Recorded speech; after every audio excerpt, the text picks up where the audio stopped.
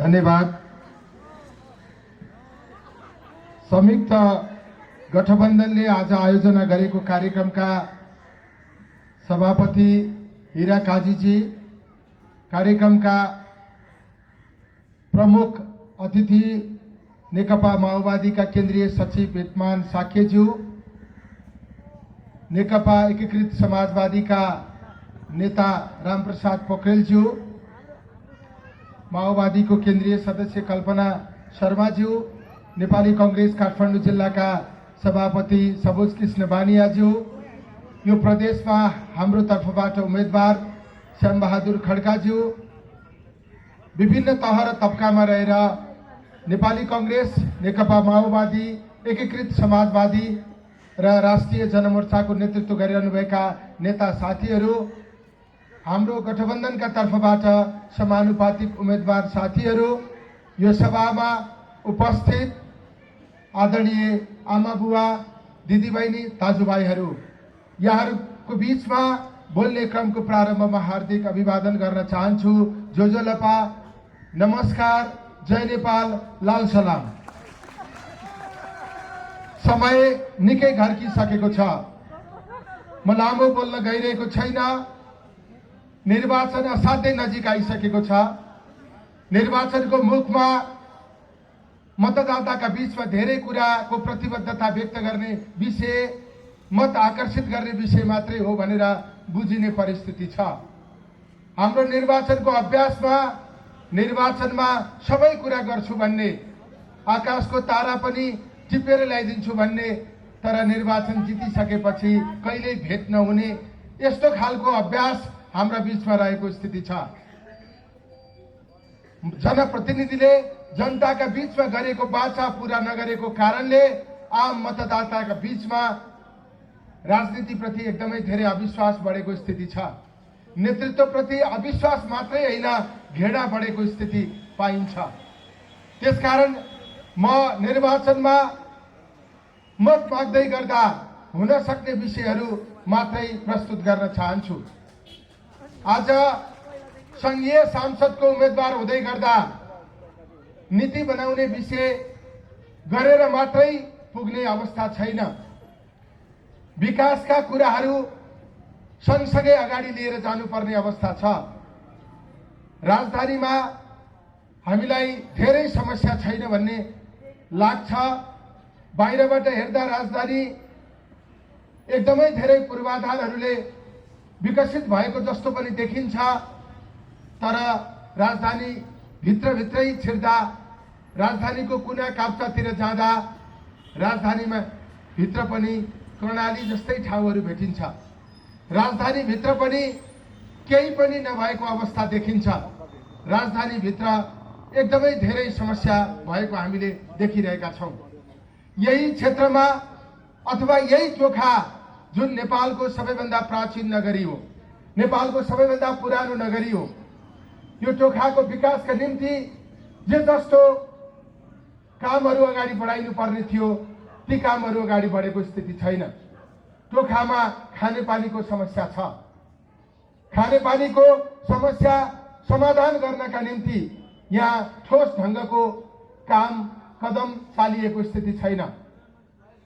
त्यस्तै यहाँ करिब 64 रोपनी जमिनमा प्रदेश अस्पताल स्थापना भएको छ। त्यो प्रदेश अस्पताललाई गुणस्तरीय स्वास्थ्य सेवा प्रदान गर्ने एउटा राम्रो अस्पतालका रूपमा हामीले विकसित गर्न धेरै कामहरू गर्न बाँकी छ। टोखा एउटा सांस्कृतिक नगरी हो।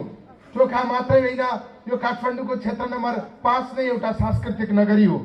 यहाँका मन्दिरहरू एक आपसमा जोडेर हामीले धार्मिक मार्ग स्थापना गर्न सक्छौं।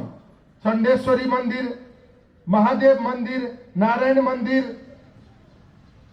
मुस्कानेश्वर मन्दिर, बुढा नीलकण्ठ मन्दिर, यो सबै मन्दिरलाई जोडेर हामीले धार्मिक पदयात्रा गर्ने एउटा परिस्थिति निर्माण गर्न सक्छौं। त्यस्तै हामी यो टोखा प्राचीन शहर भएको कारणले यहाँ एउटा खुला म्युजियम बनाएर यसको प्राचीनतालाई अवलोकन गर्ने स्थिति हामीले निर्माण गर्न सक्छौं। यहाँ चण्डेश्वरी विद्यालय छ, यहाँ सरस्वती माध्यमिक विद्यालय छ, अरू प्राथमिक विद्यालयहरू पनि यहाँ भित्र रहेको स्थिति छ। ती विद्यालयहरूको शैक्षिक गुणस्तर अभिवृद्धि गर्न आवश्यक छ। भूत खेलमा झन्डै 100 रोपनी जग्गा त्यहाँ रहेको छ। भूत खेललाई पार्कका रूपमा विकसित गरेर, खेल मैदानका रूपमा विकसित गरेर त्यहाँ विचरण गर्नका निम्ति अथवा त्यहाँ खेल खेल्नका निम्ति न्यूनतम शुल्क लिने अवस्था बनाएर त्यही शुल्कबाट प्राप्त भएको पैसाले त्यसलाई निरन्तर मेन्टेन गर्ने र एउटा विशिष्ट पार्क र खेल मैदानका रूपमा त्यसलाई विकसित गर्ने परिस्थिति निर्माण गर्न सकिन्छ। त्यसपछि लुडे खोला, सपन तीर्थ खोला, विष्णुमती खोलामा दोहोरो करिडोरको विकास गरेर काठमाडौँको ट्राफिक जामको समस्यालाई हल गर्न सकिन्छ।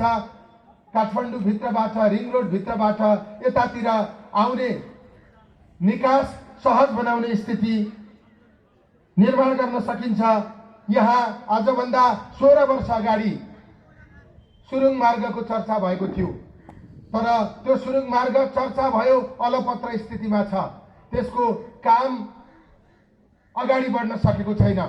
हामीले त्यसलाई पनि अगाडि बढाउनु पर्ने स्थिति छ। त्यसपछि हामीले यहाँ कोसेली घरलाई बजारीकरण गरेर यहाँका स्थानीय सम्पूर्ण उत्पादनहरूलाई बिक्री गर्ने एउटा स्थल निर्माण गर्न जरुरी छ। त्यसैले स्थानीय उत्पादनको बजार निर्माण गर्ने परिस्थिति हामीले बनाउने छौं। नाइके बाजा, बाँसुरी बाजा, पोखला बाजा, बाजा भजन खला, दाब खला, यी सबै बाजाहरूका निम्ति अक्षय कोषको निर्माण गर्ने व्यवस्था गर्न जरुरी छ। त्यसपछि तलेजु परिषद नेवा राज्य हुँदा यो दरबार थियो, अहिले यो भत्ताभुङ्ग छ। यसलाई व्यवस्थित बनाएर इतिहास जोगाउन आवश्यक छ। आजभन्दा 2.5 वर्ष अगाडि केपी ओलीको सरकारले गुठी विधेयक ल्यायो। गुठी विधेयक ल्याएर यहाँको परम्परालाई समाप्त गर्ने कोसिस गर्यो। विशेष गरी नेवारी समुदाय, नेपाली कांग्रेसले दबाब दिएका कारणले त्यो गुठी विधेयक फिर्ता लिन सरकार बाध्य भयो। अब त्यस्ता खाले अतिक्रमण कसैले गर्छ भने त्यसका विरुद्ध हामीले सशक्त ढंगले प्रहार गर्ने प्रतिबद्धता हामी व्यक्त गर्न चाहन्छौं। यी स्थानीय कामहरू, यहाँ ढलको व्यवस्थापन छैन, यहाँ फोहोरको व्यवस्थापन छैन।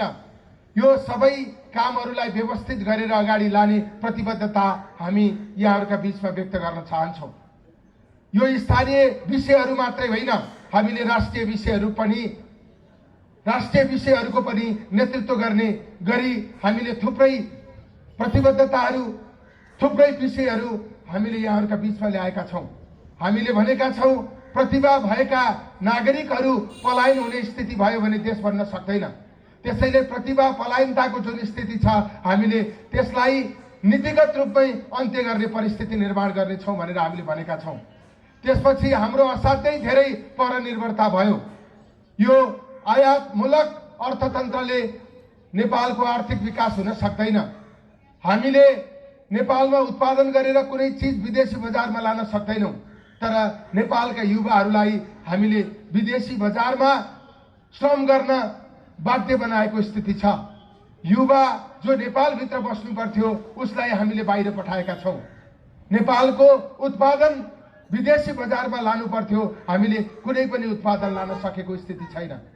त्यसैले यो परनिर्भरताको स्थितिलाई अन्त्य गरेर उत्पादनशील उद्योगहरूको विकास गरेर नेपाली उत्पादनलाई संसारको बजारमा लाने परिस्थिति हामीले निर्माण गर्नेछौं। हामी प्रतिबद्धता व्यक्त गर्न चाहन्छौं। चोखाको चाकु अन्तर्राष्ट्रिय बजारमा लगेर बिक्री गर्ने अवस्था हामीले निर्माण गर्नेछौं। यहाँको लोकल रक्सी, यहाँ उत्पादन हुने छ्याङलाई प्रशोधन गरेर यसलाई पनि अन्तर्राष्ट्रिय बजारमा लाने गरी हामीले व्यवस्थापन गर्न जरुरी छ। त्यति मात्रै होइन, आम नेपाली जनताले खोजेको सुशासन हो।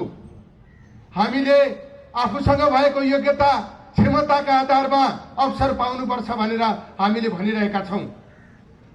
हामीले भनेका छौँ राज्यको कानुनले, राज्यको नियमले, राज्यको निर्देशिकाले दिएका अधिकारहरू कसैलाई नभनिकन, कसैको सोर्स फोर्स नलगाइकन हामीले सहज ढङ्गबाट प्राप्त हुनुपर्छ भन्ने हाम्रो माग हो। राज्यलाई कर तिरिसकेपछि हामीले शुद्ध अक्सिजन लिन पाउनुपर्छ। राज्यलाई कर तिरिसकेपछि राम्रो बाटोमा गाडी चलाउन पाउनुपर्छ। राज्यलाई कर तिरिसकेपछि हाम्रो घरमा पानी आउनुपर्छ। हाम्रो ढलको व्यवस्था हुनुपर्छ। राज्यलाई कर तिरेर नागरिकले जुन सुविधा प्राप्त गर्नुपर्ने हो त्यो सुविधा प्राप्त गरेको स्थिति छैन। त्यसकारण यी सुविधाहरू प्राप्त गर्नका निम्ति सुशासन हुन आवश्यक छ। सुशासन हाम्रो प्रमुख चाहना हो। सुशासन प्राप्त गर्नका निम्ति भ्रष्टाचार अन्त्य हुन आवश्यक छ। भ्रष्टाचार अन्त्य नभएसम्म आज नेपालमा भ्रष्टाचार कहाँ छ भनेर प्रश्न गरियो भने भ्रष्टाचार भएका ठाउँहरू लेखेरै सकिँदैन।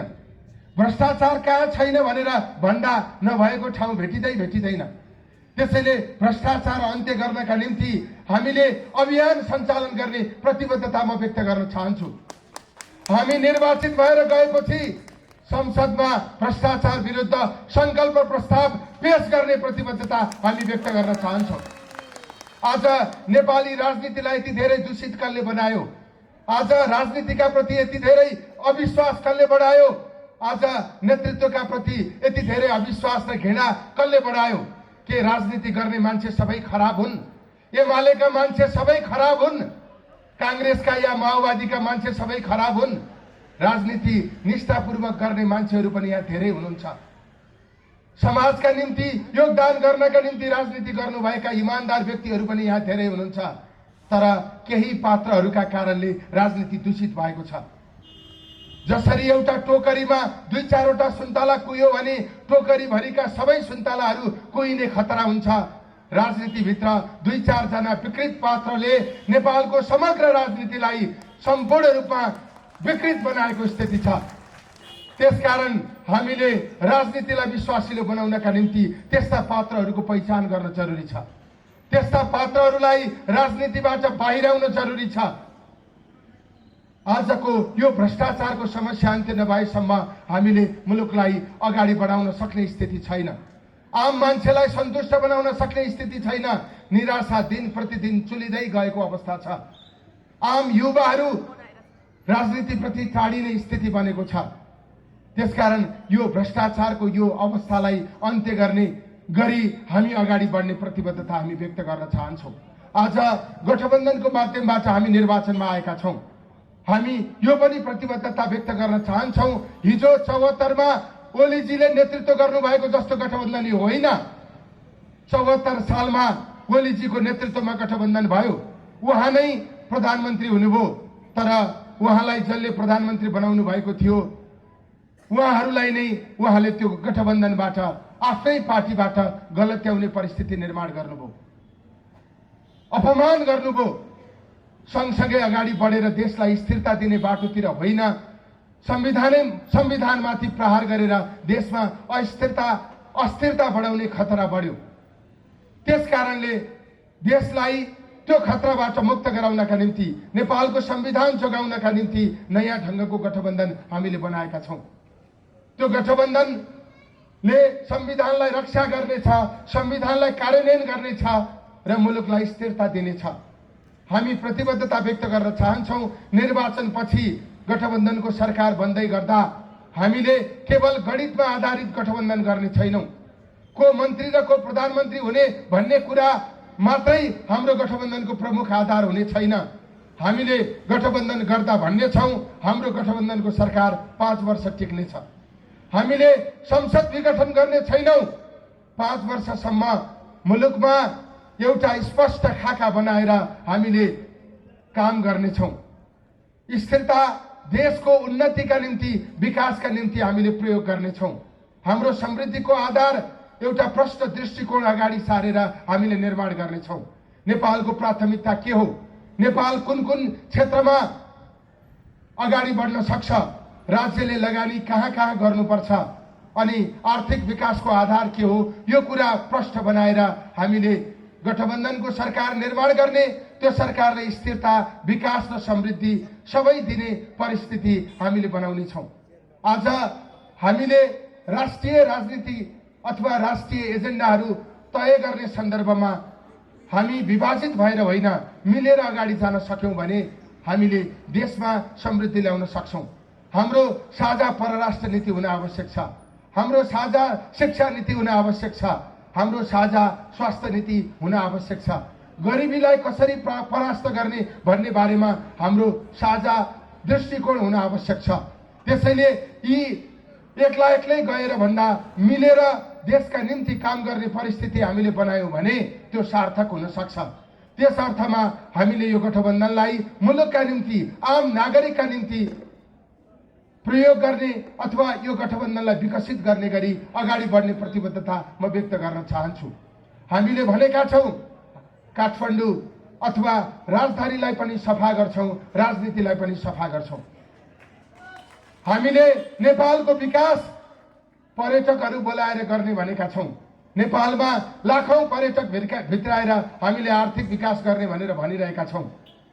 पर्यटक भित्राउनुभन्दा पहिले हामीले आफ्नो पहिचान बदल्न जरुरी छ। गुगलमा गएर काठमाडौँका बारेमा सर्च गर्यो भने संसारको प्रदूषित शहर मध्येमा काठमाडौँ एउटा हो भनेर लेखिएको छ। काठमाडौँमा प्राप्त हुने अक्सिजन अशुद्ध छ भनेर लेखिएको छ।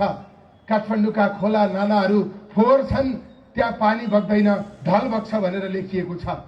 काठमाडौँमा लामो समयसम्म ट्राफिक जाममा बस्नुपर्ने बाध्यता छ भनेर लेखिएको छ। पानी पर्यो भने पक्की घरका छतबाट पानी नचुइदा पनि जमिनबाटै घरभित्र पानी चुइने अवस्था छ। त्यसैले यस्तो पहिचान बोकेर हामीले संसारका पर्यटकहरूलाई काठमाडौँ ल्याउन सक्दैनौँ। देशको राजधानी यस्तो अवस्थामा छ अनि त्यो देशमा सम्पूर्ण पूर्वाधार आम नागरिकको निम्ति बनेको छ भनेर कसले विश्वास गर्न सक्छ? त्यसैले हामीले भनेका छौँ काठमाडौँको मात्रै होइन, देशको विकास दिगो र व्यवस्थित ढङ्गले हुन जरुरी छ। हाम्रो विकास अव्यवस्थित छ। हाम्रो विकासले प्रकृतिलाई जोगाएको छैन। हाम्रो विकासले मौलिकतालाई आत्मसात गरेको छैन। हामीले नेपाललाई स्विजरल्यान्ड बनाउने होइन, हामीले नेपाललाई सिङ्गापुर बनाउने पनि होइन, हामीले नेपाललाई नेपालै बनाउने हो। त्यसैले नेपालको मौलिकता जोगाएर दिगो र व्यवस्थित विकासलाई हामीले अगाडि लिएर जान जरुरी छ। त्यसकारण आदरणीय मतदाताज्यूहरू, म आग्रह गर्न चाहन्छु, मत दिने बेलामा गम्भीर भइदिनुहोस्। मत लिनेहरूले हामीलाई महामारीमा पनि लुट्न छोडेनन्। 5 रुपियाँको मास्क 53 रुपियाँसम्म तिरेर हामीले किन्न पर्ने स्थिति निर्माण भयो। मत लिनेहरूले निरन्तर रूपमा जनतालाई अपमान गरे, जनताको हृदयमा चोट पुर्याए, तर मत दिनेहरू पनि मत दिने बेलामा गम्भीर हुनु भएन। मत दिने भनेको खाली कागजमा सिग्नेचर गर्ने हो। खाली कागजमा सिग्नेचर गरेर कसलाई दिइन्छ? जसलाई सबभन्दा बढी विश्वास गरिन्छ, जसले आफ्नो अहितमा कहिल्यै केही गर्दैन भन्ने लाग्छ, जसले आफ्नो भलो चिताउँछ भन्ने लाग्छ, त्यसलाई खाली कागजमा सिग्नेचर गरेर दिइन्छ। हामीले मत दिने बेलामा त्यही ढङ्गबाट सोचेका छौँ त? त्यही गम्भीरता हामीले अपनाएका छौँ त? त्यसकारण म आदरणीय मतदाताहरूलाई आग्रह गर्न चाहन्छु, अब क्रान्ति गरेर परिवर्तन हुँदैन। अब परिवर्तन गर्ने भनेको चुनावबाट हो। अब चुनाव भनेको आन्दोलन हो, तमाम व्यथिति विरुद्ध लड्ने आन्दोलन। त्यसैले यो चुनाव रूपी आन्दोलनमा तमाम व्यथिति अन्त्य गर्ने गरी सहभागी भइदिन म आदरणीय मतदाताज्यूहरूलाई अनुरोध गर्न चाहन्छु। चुनाव रूपी आन्दोलनले झन व्यथिति बढाउने स्थिति भयो भने मुलुकमा एकदमै बढी निराशा बढेर जान्छ। त्यसकारण म सबै साथीहरू, गठबन्धनका साथीहरूलाई आग्रह गर्न चाहन्छु, कतै सुनेर बस्नु भएको छ भने एमालेका साथीहरूलाई पनि म आग्रह गर्न चाहन्छु, राजनीति देशका निम्ति गर्ने हो, राजनीति जनताका निम्ति गर्ने हो।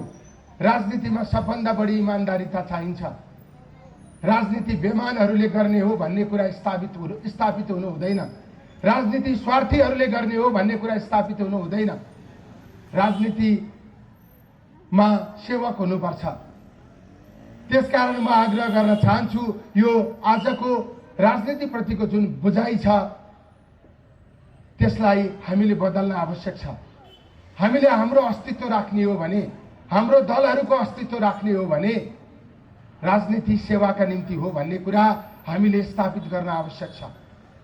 त्यसकारण म आग्रह गर्न चाहन्छु, अब म काठमाडौँ 5 नम्बर क्षेत्रको जनताको सेवक बन्ने प्रतिबद्धता म व्यक्त गर्न चाहन्छु। हामीलाई निर्वाचन जिताउनु भएपछि तपाईको विश्वासमाथि कुठाराघात हुने स्थिति हामीले बन्न दिने छैनौं। हामीले गलत काममा मुछिएर आफ्नो र आफ्नो परिवारको स्वार्थका निम्ति जनविरोधी काम गरेर तपाईको निधारमा कलंकको टीका लाग्ने स्थिति हामीले बन्न दिने छैनौं। हामीले जे प्रतिबद्धता गरेका छौं त्यो सबै कामहरू हामीले पूरा गर्नेछौं। हामी मात्रै गएर यी कामहरू पूरा भएनन् भने तपाईलाई समेत बोलाएर काम नभएसम्म हामीले निरन्तर दबाब दिने स्थिति हामीले बनाइरहनेछौं। त्यसकारण आदरणीय मतदाता ज्यूहरू म अनुरोध गर्न चाहन्छु, काठमाडौँले निर्वाचन मार्फत के सन्देश दिन्छ देशले हेरिरहेको छ। यो निर्वाचन रूपी आन्दोलनमा काठमाडौँका जनता कसरी सहभागी हुन्छन् देशले हेरिरहेको छ। यो 5 नम्बर क्षेत्र विवेकी मतदाताहरूको बसोबास भएको क्षेत्र हो। त्यसैले यहाँका मतदाताले आफ्नो विवेक प्रयोग गर्दै गर्दा देशलाई सन्देश दिन सक्नुपर्छ। आगामी निर्वाचनमा देशले सन्देश प्राप्त गर्ने गरी, निष्ठा विजय भएको सन्देश दिने गरी यहाँका तमाम मतदाताहरू निर्वाचनमा सहभागी हुनुहुनेछ भन्ने विश्वास राख्दै म अन्तिममा यो पनि प्रतिबद्धता व्यक्त गर्न चाहन्छु, चुनाव जितेको 1 वर्षपछि देशले प्रश्न गर्नेछ, यो देशमा खुट्टा नकमाइकन, कसैसँग नडराइकन तमाम व्यतिथिका विरुद्ध लड्ने सांसद को हो भनेर देशले प्रश्न गर्दै गर्दा टाउको शिर उठाएर छाती फुलाएर तपाईले जवाफ दिन पाउनुहुनेछ, मैले भोट हालेको मेरो क्षेत्रको सांसद हो भनेर तपाईले जवाफ दिने स्थिति हामीले निर्माण गर्नेछौं। स्वतन्त्र उम्मेदवारी दिनुभएका साथीहरूलाई म आग्रह गर्न चाहन्छु, तपाईको हुटहुटीलाई हामी सम्मान गर्छौं। वैकल्पिक राजनीतिलाई सच्याउने दबाब दिएको छ, त्यो पनि हामी स्वीकार गर्छौं। हामी पनि पार्टीभित्रै बसेर वैकल्पिक राजनीतिको वकालत गर्ने मान्छेहरू हौं। सबै कुराको सुधार गर्ने, सबै क्षेत्रलाई सच्याएर अगाडि बढ्ने गरी निरन्तर रूपमा दबाब दिँदै आएका मान्छेहरू हौं। त्यसैले तपाईको विषय र हाम्रो विषय मिल्छ। तपाई एक्लै गएर ती विषयहरू कार्यान्वयन हुँदैनन्। समूहमा हामीहरू जान सक्यौं भने ती विषयहरू कार्यान्वयन गर्न सक्छौं। त्यसैले तपाईले व्यक्त गर्नुभएको प्रतिबद्धता हाम्रो समाजका निम्ति आवश्यक छ, यो क्षेत्र विकासका निम्ति आवश्यक छ। त्यो प्रतिबद्धता पूरा गर्ने प्रतिबद्धता म पनि व्यक्त गर्न चाहन्छु। त्यसैले स्वतन्त्र साथीहरूको प्रतिनिधि पनि बनेर यो क्षेत्रको विकास र यो क्षेत्रमा समृद्धि ल्याउने अनि देशकै समृद्धि ल्याउनका निम्ति यहाँहरूको प्रतिनिधित्व गरेर संसदमा पुग्ने अनि त्यहाँ गएर यो सबै कुराको नेतृत्व गर्ने प्रतिबद्धता व्यक्त गर्दै यो कार्यक्रममा यो चिसोमा उपस्थित भएर हाम्रा कुराहरू सुनिदिनु भयो। यहाँहरू सबैका प्रति हार्दिक आभार प्रकट गर्दै बिदा हुन चाहन्छु। धन्यवाद। जय नेपाल।